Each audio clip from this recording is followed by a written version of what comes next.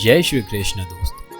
अध्याय 2 गीता सार छंद 7 कार्पणय दोषो पहत स्वभाव प्रच्छामि त्वाम धर्म सम्मोध चेताः यश्रेह शानिश्चिंत ब्रूहि तन्मे शिष्यस्ते हम शाधिमा त्वाम प्रपन्न। अब मैं अपनी कृपण दुर्बलता के कारण अपना कर्तव्य भूल गया हूँ और सारा धैर्य खो चुका हूँ। ऐसी अवस्था में मैं आपसे पूछ रहा हूँ, जो मेरे लिए श्रेयस्कार हो उसे निश्चित रूप से बताएं।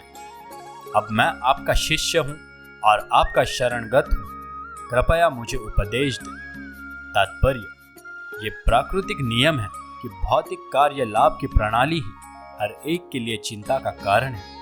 पग पग पर उलझन मिलती है, अतः प्रामाणिक गुरु के पास जाना आवश्यक है, जो जीवन के उद्देश्य को पूरा करने के लिए समुचित पथ निर्देश दे सके।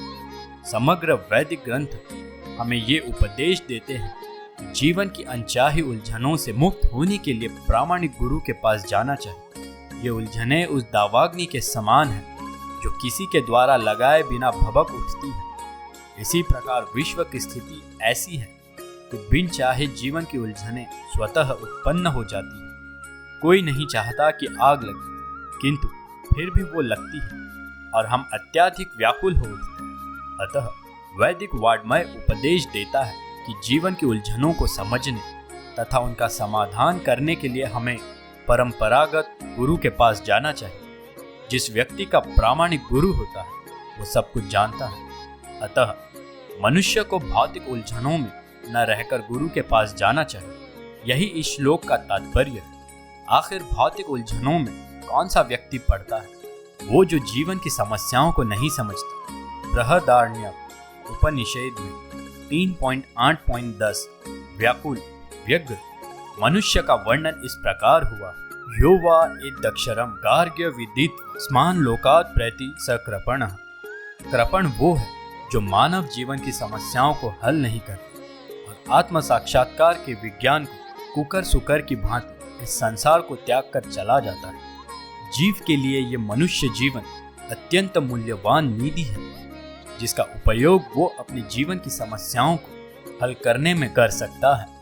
अतः जो इस अवसर का लाभ नहीं उठाता वो कृपण है।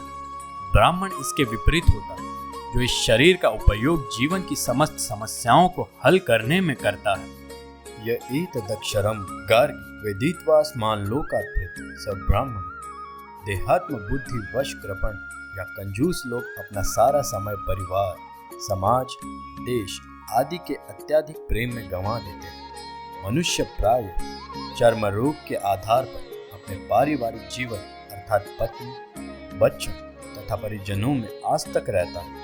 कृपण ये सोचता है कि वो अपने परिवार को मृत्यु से बचा सकता है, अथवा वो ये सोचता है कि उसका परिवार या समाज उसे मृत्यु से बचा सकता है। ऐसे पारिवारिक आस्तिक निम्न पशुओं में भी पाए जाते हैं, क्योंकि वे भी बच्चों की देखभाल करते हैं। बुद्धिमान होने के कारण अर्जुन समझ गया था कि पारिवारिक सदस्यों के प्रति उसका अनुराग तथा मृत्यु से उनकी रक्षा करने की उसकी इच्छा ही उसकी उलझनों का कारण है। यद्यपि वो समझ रहा था कि युद्ध करने का कर्तव्य उसकी प्रतीक्षा कर रहा था, किंतु कृपण दुर्बलता कार्पण्य दोष के कारण वो अपना कर्तव्य नहीं निभा पा रहा था। अतः वो परम गुरु भगवान कृष्ण से कोई निश्चित हल निकालने का अनुरोध कर रहा है। वो कृष्ण का शिष्यत्व ग्रहण करता है। वो मित्रतापूर्ण बातें बंद करना चाहता है। गुरु तथा शिष्य की बातें गंभीर होती और अर्जुन अपने मान्य गुरु के समक्ष गंभीरता पूर्वक बातें करना चाहता है। इसीलिए कृष्ण भगवद गीता ज्ञान के आदि गुरु है और अर्जुन गीता समझने वाला प्रथम शिष्य है। अर्जुन भगवद गीता को किस तरह समझता है ये गीता में वर्णित है।